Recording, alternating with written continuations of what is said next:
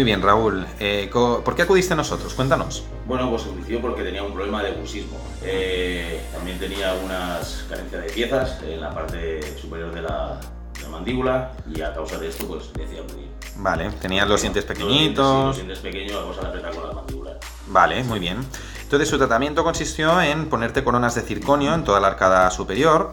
¿Cómo crees que ha cambiado tu vida desde que te hiciste el tratamiento? Bueno, pues ha sido algo espectacular, ¿no? Ya puedo sonreír abiertamente, la seguridad que te da el hablar con las personas, la autoestima que te la refuerza mucho y bueno, el problema ya de... No tienes ningún tipo de problema, la verdad, sobre todo de dirigirte a la gente, ¿no? Vale, ¿y puedes también masticar mejor? Sí. Vale, sin duda. muy bien. De acuerdo, Raúl, me gustaría preguntarte si nos recomendarías, después de tu experiencia, a tus familiares y amigos. Sí, por supuesto, sin ninguna duda, que eso lo hagan sin pensarlo, vaya. Vale, muy bien, Raúl. Pues oye, me gustaría que nos regalaras tu mejor sonrisa.